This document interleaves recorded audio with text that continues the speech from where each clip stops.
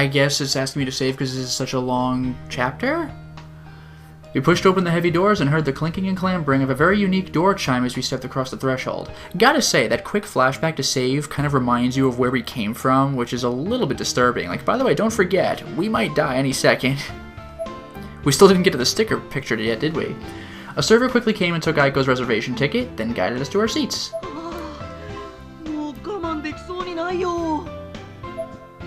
Inumaro began sucking on some candy while we waited to help stave off his insatiable hunger. When our menus arrived, he opened it in record time and began salivating. The dessert menu, which represented the majority of this cafe's famous offerings, was filled with items that aroused our appetites.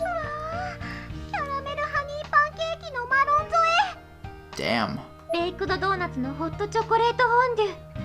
Damn. Oh my god. This freaking chapter is killing me right now.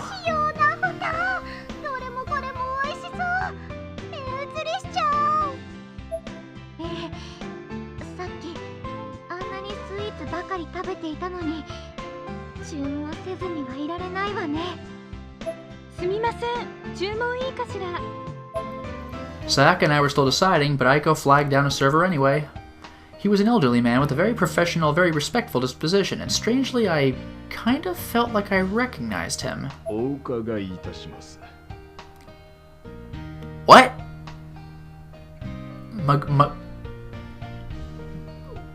Why are you here? Magari's butler? He moonlights, or I guess daylights, as a cafe waiter?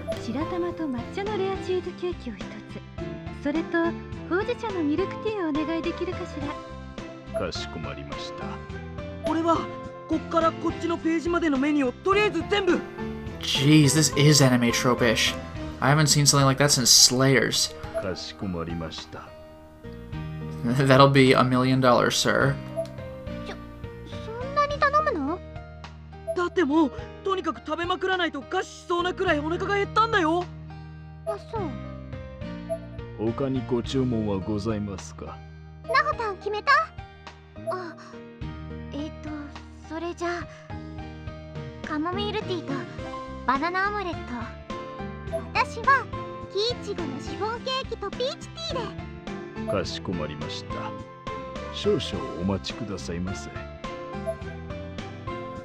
This is bizarre.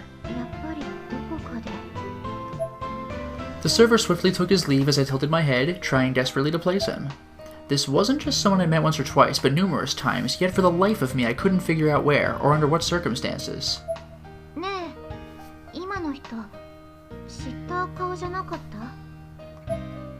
I posed the question to the table as a whole, but Sayaka and Inumaro just flashed me a strange look.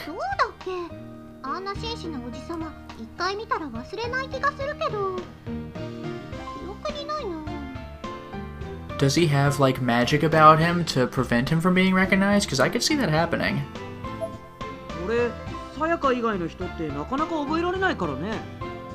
Well.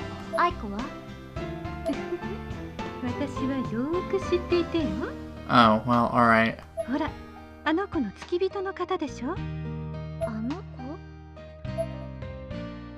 So much for my theory, she's just right here. I followed Aiko's finger with my eyes and found myself face to face with a young girl wearing a Lolita-style dress decorated liberally with ribbons.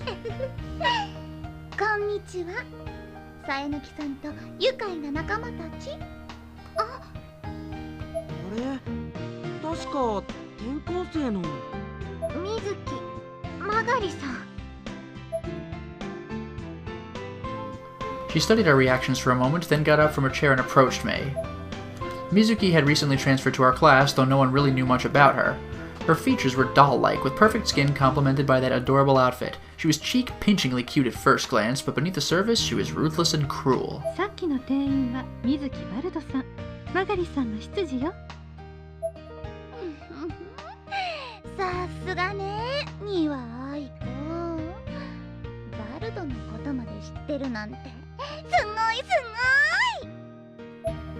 She cackled and pulled over a chair from a nearby table, and suddenly she was now sitting with us, like we were old friends catching up.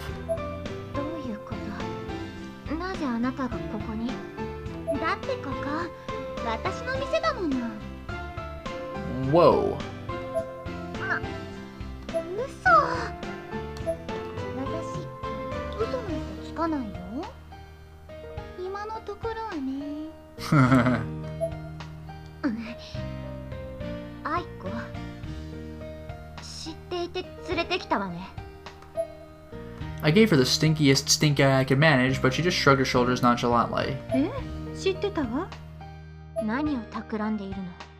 何も企んでなんていなくてよ。嘘をつかないで。ここがあの子の店だと知っていたらわざわざ来たりなんか。あら、だってカフェホルタースのオーナーについてなんて誰も聞かなかったじゃない。そんなの聞かなくたって言ってくださいよ。Sayaka puffed up her cheeks and stared at Aiko. まあ、今のところ誰よりも関わりたくない子よね、水木さんは。I'd previously found myself butting heads with Mizuki over supernatural matters, and naturally Sayaka had gotten pulled into the fray as well, but strangely so had Aiko. Yet now, all of a sudden, Aiko had invited us to a cafe owned by Mizuki, which suggested to me that she had some nefarious plan in mind. カフェのオーナーなんて水木さんはお金持ちなんだね。Inumaru, naturally again, was the only one of us totally out of the loop about her. He thought nothing of making small talk with someone he presumably saw only as a classmate. 別にこれくらい普通でしょう。っていうか、あなた誰だっけ？犬丸春雪、さやかの前世からの恋人だと覚えてくれれば問題ないよ。へえ、前世からの。そう、前世からの。なんせさやかと俺の小指は赤い糸でぐるぐるにつながっているんだ。あなた面白い。水木さん、この犬コロは虚言癖の塊だから全スルー推奨で。彼、本当のこと言ってると思うわ。私が言うんだから間違いない。Mizuki smiled brightly. It was hard to tell whether she was serious or just trying to mess with Sayaka. The look in her eyes was plainly that of an evil mastermind, yet her smile was absolutely perfect and beautiful in every way, which somehow made it all the more unsettling. ところで、なぜあなたは勝手に同席しているの？だって、私もみんなとお友達になりたいもん。私たちにあんなことをしておいて、よくもそんな。あ、やだ。私だけ仲間外れなの？クラスメートなのに？そういうのっていじめって言うんでしょ。ひどいな。 Boy, does she lay it on thick. そういうつもりじゃなくて、ただ私はつもりじゃないってことは悪意なきいじめなの。やだ、そっちのがよっぽどタッチ悪い。さやかってそんな子だっけ？ Wow. Sayaka's cheeks swelled up bit by bit. They almost looked like you could prick them with a pin and they'd pop wide open. さやか、こらえて。でもな、ほたん。私も彼女はいけすかないから気持ちはわかるけれど。彼女はあなたたちのクラスメートなのよね。それならあんまり邪険にしてはかわいそうよ。愛子さんは話がわかるみたいね。愛子、あなたどっちの味方なの？そんなの決まっているでしょ。愚問だわ。私はより私のためになりそうな事柄の味方よ。マガリさんと仲良くしておけば霊具関係の話が聞けるかもしれないでしょ。何より誰かを仲間外れにして飲むお茶はあまり美味しくないでしょうしね。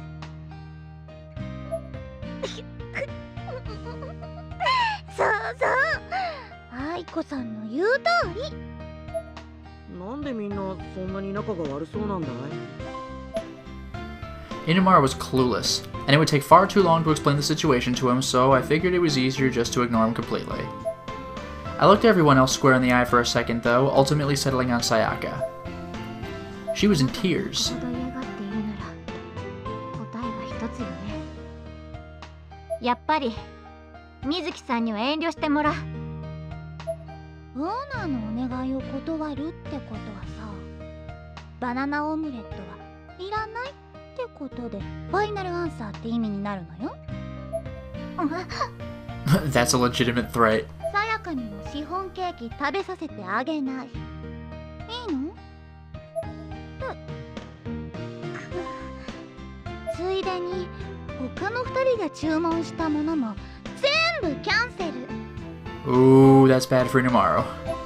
ねえ、でもこんなにお腹が空いてるのに。そんなの知らない。腹ペコなら外でチープなジャンクフードでも詰め込めばいいじゃん。卑怯よ、水木さん。 That's a dick move. First time I've seen that phrase in a game. I didn't want to be this confrontational, but I didn't see that I had much choice. Besides which, it really was a dick move. We came all the way here, but because we weren't sucking up to the owner, we had to leave without eating anything? That's just unprofessional. It shouldn't have even been an option. わかった。あなたの同席は許してもいいけれど。本当？ただし、条件があるわ。I wanted to eat these supposedly legendary sweets, but Sayaka was too near and dear to me for me to just let this go on Mizuki's terms. So I decided to do some bargaining. あなたが私たちの神経を逆なでするようなおかしなことをしでかさないと約束するのなら許可してもいい。Mizuki's eyes widened and a grin crept across her face. おかしなことって例えばこういう？ She moved faster than my eyes could see. Suddenly she had my arm and was pulling me in close. And then before I knew it, I was feeling a continuous warm and squishy sensation on my cheek.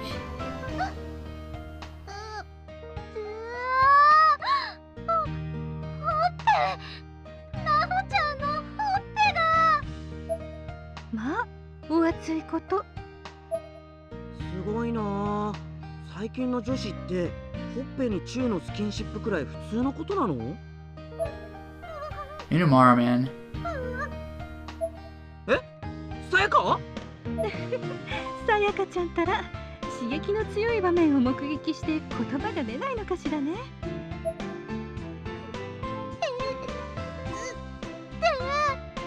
メロハーンも飛び出さないなんて本当にショックなのね。かわいそうに。それにしてもあなたたちはいつまでそうしているのかしら。This was around when I finally came back to my senses. Instead of just a simple peck on the cheek, Mizuki had been sucking my skin this entire time, and now that this realization had finally dawned on me, I immediately pushed her away. 何をしているの？離れて。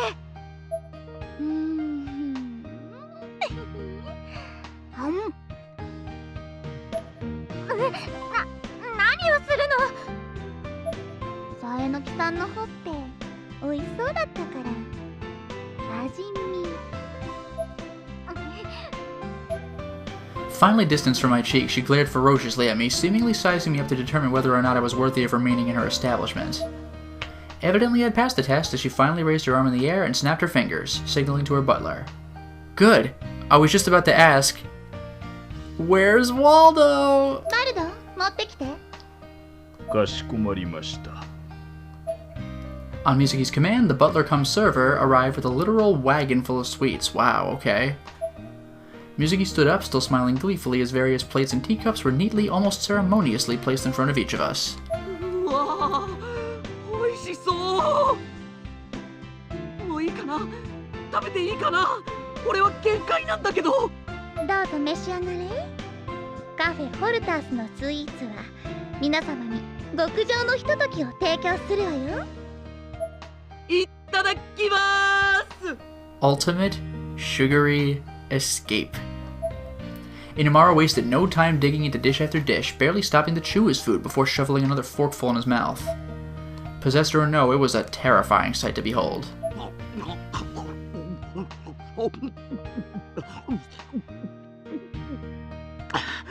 うまいよ、みつきさん。お口に合ったようで何より。他のみんなもさあ食べて食べて。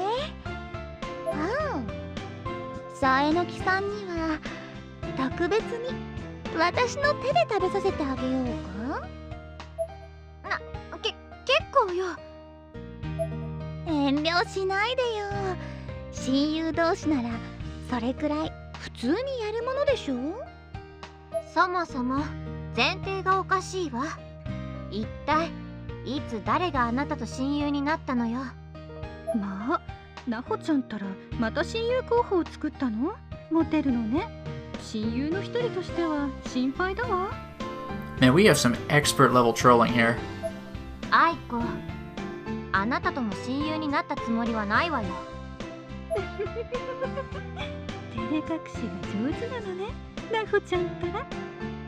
別に照れてなんか。ああ、そっか。さえのきさんのそういう態度って照れ隠しなんだ。ポーカーフェイスだからわかんなかったわ。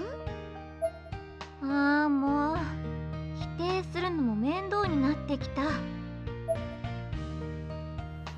I had a splitting headache at this point, and I could think of no better cure for it than vast quantities of sugar. I took my knife and fork and cut off a big piece of my banana omelet, shoving it in my mouth and, well, swishing it around a little to savor it.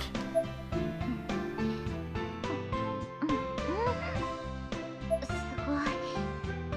こんなに美味しいスイーツ初めてかもしれない。The sweetness of the soft sponge cake and the richness of the cream melted together in my mouth to create a veritable symphony of flavor. And mixed in with it was the bittersweet banana itself, the crown atop this royal treat. どうしよう。手が止まらない。でしょ？ Surprisingly, Mizuki's expression had changed to something altogether more innocent than before, as she delightedly ingested spoonfuls of sweet confection. Hers was a parfait topped with a cavalcade of grapes. 我ながら美味しい。マガリンちゃん、天才。あなたが作ったわけじゃないでしょ。I held my tongue, better not to stir the pot right now. To help keep me quiet, I shoveled another piece of omelet into my mouth. 本当に美味しい。これは予約必須のお店になるだけあるわ。My dessert was basically flawless. And though I was very, very full, I just couldn't stop going back for more. こういうのも一回くらいは悪くないかもね。お茶とスイーツをお供にして友達と放課後を過ごすの新鮮だわ。私いっつも一緒にいるのはバルトだけだから。Usually, I kill people. 楽しいからこの席はおごってあげる。みんなどんどん食べてね。 Wow. Inumaro made off like a bandit. ごちそうさま。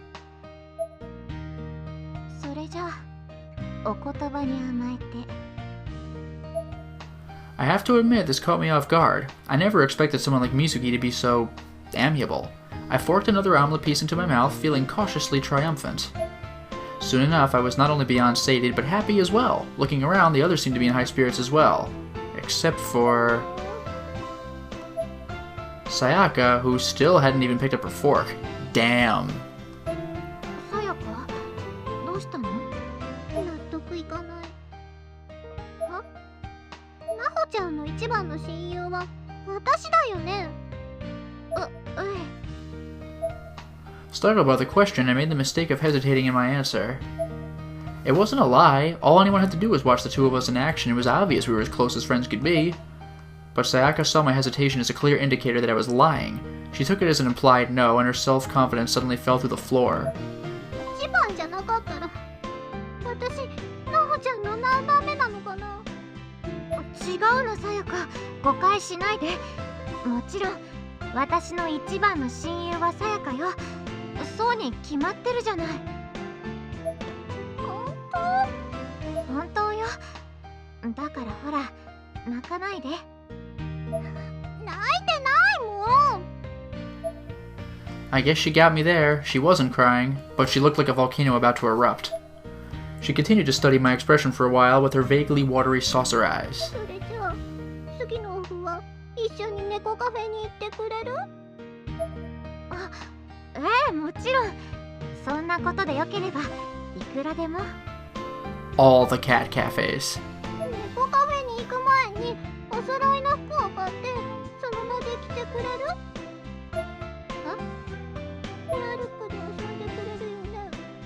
一番の親友だもんね。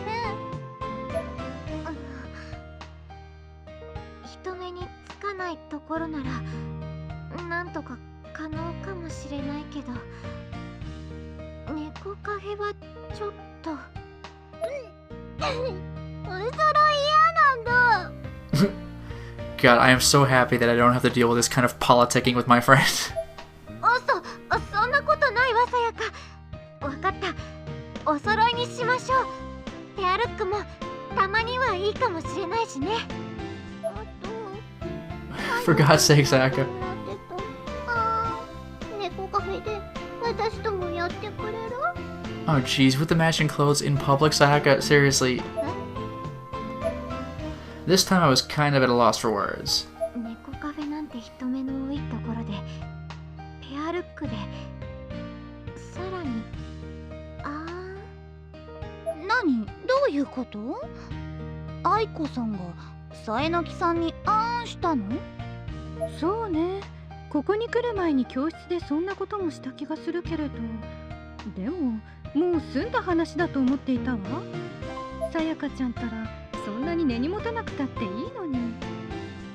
愛子さんがやったんなら私もしたい。さえのきさん、ちょっと口開けて。Man, Magari is an asshole. ダメ！これ以上なほちゃんにちょっかい出そうって言うなら私を倒してからにして。いいの？待って、話がややこしくなるからさやか以外は黙っていてもらえると助かるんだけど。 Sayaka and Mizuki looked like they were about to face off in epic combat, so I decided enough was enough and stepped in to put a stop to it. And in doing so, I realized that the other customers in the establishment had fallen silent as well, and were all staring at us. That wasn't as much of a surprise as it probably should have been, though, given how loud we were being. さやか、少し落ち着きましょうね。落ち着いてるよ。いいえ、今あなたは頭に血が上っている。ケーキでも食べて落ち着いて。ほら、美味しそうじゃない。 I tried to divert her focus to one of the chiffon cakes we'd received, but Sayaka just kept her gaze firmly glued to mine. Then she leaned in toward me, the spark of an idea flashing across her face. なんが嫌なら水木さんみたいにほっぺチューがしたい。ね、なほちゃん、していいでしょ？ Sayaka approached me quickly and I instinctively shrank back into my chair a bit. さやか、お願いだから落ち着いて。落ち着いてる。なほたんのほっぺは私が消毒してあげる。何それ、聞き捨てならないわね。私の唇にケチつけるの？あんたにもチューするわよ。私はなほたん以外とはチューしないもん。だからなほたんも私以外とはダメ。さやか、そういうことは大声で叫ばないで。だってならこうしましょう。全員がなほちゃんにあんをしてほっぺにキスをすればいいのよ。 Wow. そうすれば不公平じゃなくなるでしょ。何ですのよ、愛子。 This is the worst. そうですよ、愛子さん。それじゃ意味ないです。でもさやかちゃん、よく考えてみて。あなたが今悲しい思いをしているのは、私やマガリさんがナホちゃんにちょっかいを出したのにあなただけが出せていないことが原因でしょ。そうですけど。でもね、私もマガリさんだけがナホちゃんにキスをしているのはどうかと思うし、マガリさんもナホちゃんにあんがしたいはずなのよ。だから全員がナホちゃんにやっていないことを行ってひとまず不公平感をなくせばいいと思うの。 Wow, this is morbidly embarrassing. そうしたらナホちゃんに特別なことをしたっていう立ち位置の人がいなくなって平和が訪れるはずよ。そっか。私は血みどろ骨肉の争いを繰り広げてもいいんだけど。でもマガリさん、友人同士は時にこうやってお互いが譲歩し合うことで絆が強くなるものらしいのよ。そうなの？ Damn, Aiko's kind of quite the charismatic. This entire conversation was raising a lot of questions for me, and not just the obvious ones. Mizuki barely even seemed to know what the word compromise meant. And Aiko seemed to be basing her understanding of it entirely on hearsay. Was it really possible that neither of them had ever actually compromised on something before? どんな生活を送ってきたのよ。だからさやかちゃん、あなたはなほちゃんにあんをしてほっぺにキスをしてもいいわ。その代わり私もなほちゃんのほっぺにキスをするわね。そしてマガリさんはなほちゃんにあんをする。これで全員平等、一件落着ね。なんでそうなるのよ。仕方ないな。今日は友達記念日ってことで特別だよ。それで譲歩してあげる。わかった。私も愛子さんの意見に乗る。さやかまで何を言っているの？みんななほちゃんの特別になりたいけど我慢してるんだもんね。大丈夫、私も我慢できるよ。For the greater good. 聞いてる？それじゃあなほたん、よろしくお願いします。Sayaka stood up from her seat and grasped my shoulders with both hands. She had a serious, solemn look in her eyes. さやか、まずはほっぺチューするね。その後あんしよう。次は私の番ね。さやかちゃんの後ろに並んでおこうかしら。私も後が使えてるんだからさやかは早くしてよね。 Aiko and Mizuki rose from their seats and queued up behind Sayaka. The actual other customers looked very uncomfortable. They were half watching, half intentionally averting their eyes, and seemingly uncertain which approach was more proper. いただきます。 Sayaka's face slowly approached mine, and her drawing very slowly sidled to the right. It was only a kiss on the cheek, but her expression was that of a microsurgeon focusing on a patient. It made me extremely, inexplicably nervous. 待って、私にも心の準備が。But I wasn't going to get any. Sayaka was about to bring it in for a landing, and there was no stopping her now. 来るなら来い。 Like a warrior preparing to go into battle, I tightly closed my eyes and awaited my destiny. あ、 Spirits gone? Inumaru's sudden unexpected exclamation caused me to jump, and seemed to pause Sayaka's advance as well. When I opened my eyes, I could see that Sayaka was not at all happy with her childhood friend. 何よ犬丸、今いいところなのに。助かった。 I breathed a breathless sigh of relief. And turned to face Inumaru. He'd been eating his mountain of sweets in silence this whole time, but was now pointing outside the window. あそこ。 We each followed his finger to the sky. Dyed with the setting sun, the heavens above were a beautiful shade of crimson-infused purple. And there, right where he was pointing, we could see a small distortion in the air. あれは。うん。スイーツが美味しかったみたいで成仏するって。 Oh, there we go. We'd completely forgotten about the spirit girl with a weak aura. She had an enormous grin on her face and met our gazes with a courteous bow, then disappeared into the sunset.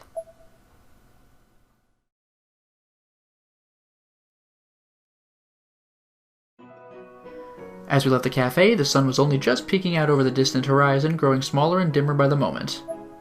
We never did find out which particular confection was the one that brought eternal rest to the little girl, but that also wasn't important. All that mattered was she'd moved on. それじゃあみずきさん、今日はごちそうさま。どれもとっても美味しかった。どういたしまして。お腹いっぱいになったわ。こんなに甘いものばかり食べたら私もプニプニお腹になっちゃうかしら。しばらく甘いものは控えなくちゃかも。でもまた食べたくなるくらい美味しかったよ。予約は1年きっかり埋まってるからすぐの来店は無理でしょうね。そんなあの子が成仏しちゃうくらい美味しいお店なのに。そんなに褒められると悪い気しないな。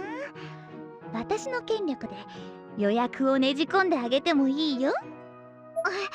本当？その代わり、はいチーズ。Magari's the one who took that picture?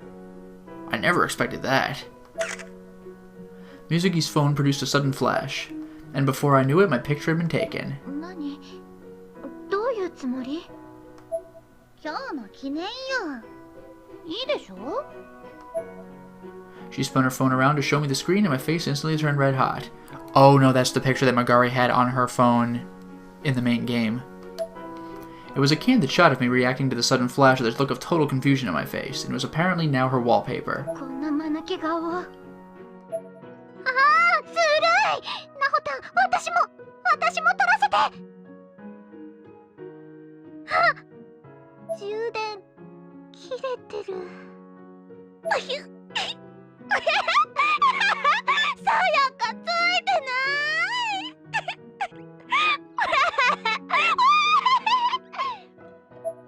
いもん、明日にするから。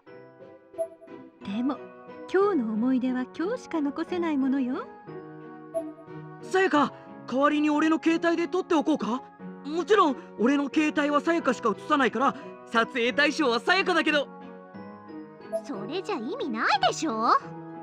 そんなことないよ。俺が幸せになるよ。あんたの幸せなんてどうでもいいし。冷たい。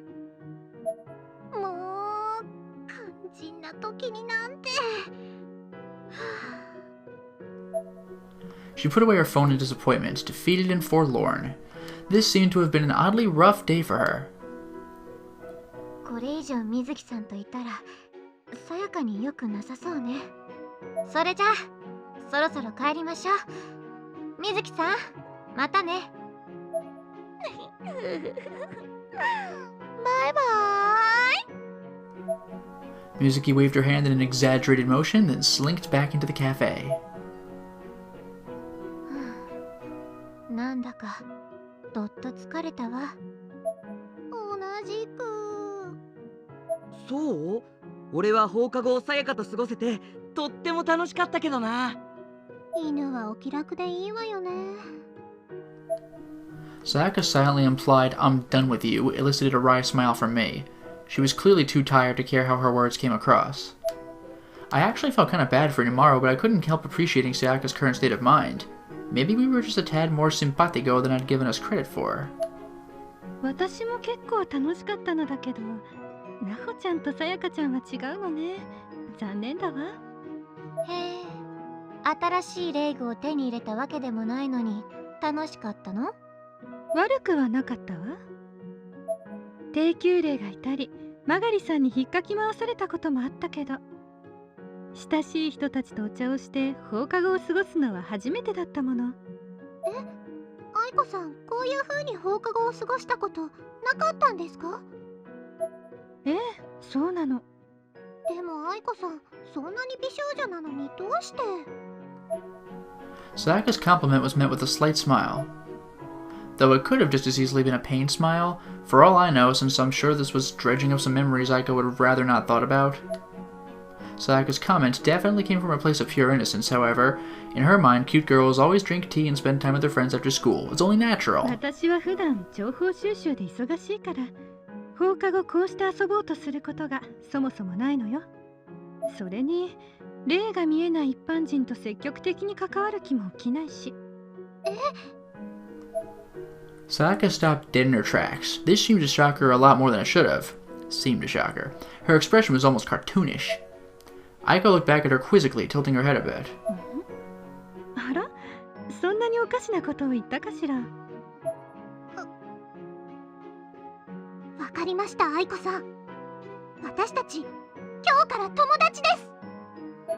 え？ねえ、なほちゃん、いいでしょ？愛子さんは私たちの友達。まあ。Given my long, turbulent history with Aiko, I wasn't really sold on the idea of counting her among my friends now, and my response wasn't exactly brimming with positivity, but I was kind of put on the spot, so I think it was as fair a response as could be expected. I didn't want to upset Sayaka after all, but the question was, how would Aiko react to this? 私がなほちゃんやさやかちゃんと友達になるの？ダメですか？でも私ご存知の通りとても性格が悪いのよ。さやかがいいって言ってるんだからいいんじゃないの？友達だと思えばもう少し私たちに対するあなたの態度も変わるかもしれないし。それはどうかしら。A decidedly dubious statement to make, but she didn't seem to even realize how it might have come across. 私とあなたたちが友達ね。くすぐったいわね。友達友達ってそう何度も連呼しないで。恥ずかしいでしょ。はいはーい。俺もここにいるよ。これは女同士の友情なんだから男はお呼びじゃないの。つまりさやかは俺に女の子の友達がいたら焼いてしまうから丹羽さんとは知人以上にはなるなと、そう言いたいんだね。あんたってうざいやわJeez. Sayaka's explosive punches were flying pretty furiously today, it seemed. Staring down at the now KO'd Inumaro, she suddenly lit up with the brightest smile I'd seen from her since leaving the cafe. さてここで提案があります。今日の記念にみんなでプリシャを取るっていうのはどうでしょう。 There we go. Along a bustling street nearby, we found an arcade with a nice, shiny row of sticker photo booths inside. I suspected Sayaka might have chosen this particular arcade for a very specific reason, however, as there was a large sign by the door which read, "No Men Allowed." ってことで犬丸、男子禁制だからここで待ってて。いやちょっと待って、よく見ようよ。女性が一緒の場合は男性も立ち入り OK ですって、ほらここに書いてあるよ。じゃあなほちゃん、あいこさん行こっか。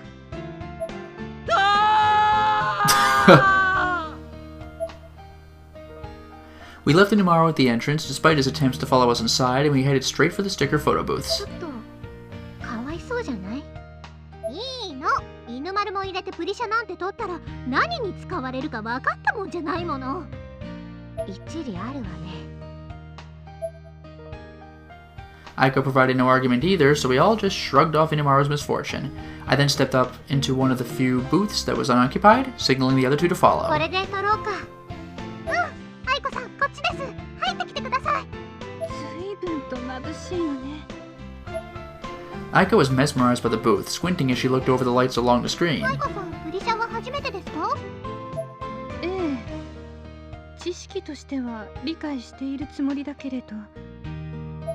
じゃあ注意事項を一つ。映るときはモニターじゃなくて上にあるカメラに目線を合わせてくださいね。わかったわ。Aiko nodded, though her movement felt calculated and stiff. She was clearly very nervous. そういえば私も初めてプリシャを取ったのはさやかとだっけ。最初は緊張するのよね。綺麗に撮れたら友達記念って書きましょうね。なほちゃんとも初めて撮った時はそう書いたんですよ。ね、なほたん。ええ。そうなの。Aiko's quick response felt hollow and forced. She was still stiff as a board, like her spirit had been left behind somewhere. In a way, her awkward hesitation had a certain charm to it. It proved that she was being genuine, that she was human. せっかくですし3人で抱き合ったりとかして写りませんか？ええ。背景はどうしようか。なほたんのお好みで。了解。I made a few quick selections, and the background behind Aiko changed. She must not have known about that part. It was actually kind of funny. それじゃあ撮るよ。あいこさん早くもっとこっち。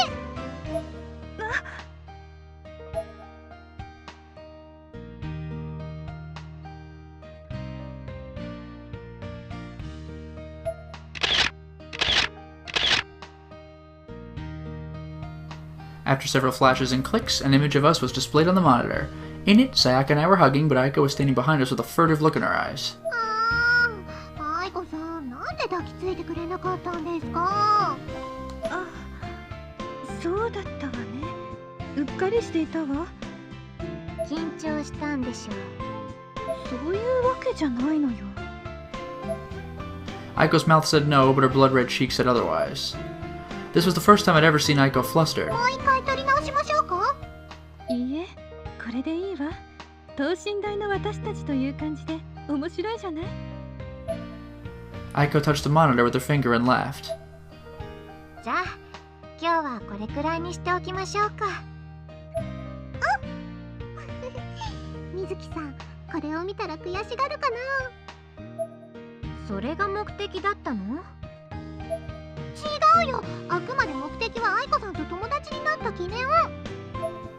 Sayaka spun gleefully in place and held one hand out to Aiko. 愛子さんとは最初の出会いがあまり良くなかったけど、でも根はそんなに悪い人じゃないと思うから、これからいい友達になってくれたら嬉しいです。よろしくお願いします。この子のこういうところが好き。I'd always had a tendency to either be way too blunt or way too familiar with people, bringing them down to my level without even realizing it. But on numerous occasions, I truly felt like Sayaka had saved me from myself. よろしくね、さやかちゃん。それから、なほちゃんも。Aiko shook hands with Sayaka and smiled at me. よろしく。Cold and blunt as usual. But I could feel the red spreading across my face, and I was certain Sayaka and Aiko knew how I felt regardless. Now his face turning red and Sayaka smiling gleefully. Two beautiful, endlessly expressive images, gone forever. 夢のような一日だったわ。The funny thing is, nothing of note had really even happened. We just ate a whole lot of sweets, talked for a long time, and took sticker photos. All told, we'd only spent a few hours with each other. Just a few wild hours, messing around after school one day. だけど、もう二度とあの時間は戻ってこない。Naho and Sayaka were now dead, and their deaths triggered an intense despair, hatred, and sheer insanity within Haruyuki, all of which was directed squarely at me. あの日は確かに笑い合っていたのに。Where had things gone wrong? Somewhere along the line, somebody must have made some kind of mistake. But who? 許さない、許さない、絶対に許さない。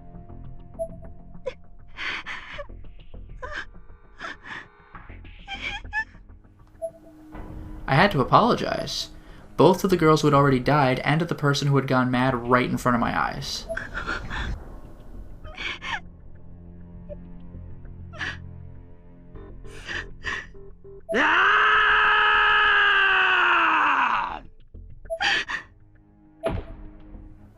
I couldn't even get the whole word out. The sheer depths of his rage bore into my skull, and out I went like a light. Interesting. So they're keeping this ending spoiler-free, because you probably assumed she died after Inamaru chased her, but then she caught up to Ayumi and then caught fire and ran away and then probably died. But she actually makes it to endgame, which is pretty crazy. Soulful testimony from the voice actress.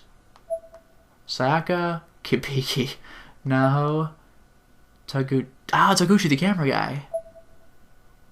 Damn, that was a long chapter.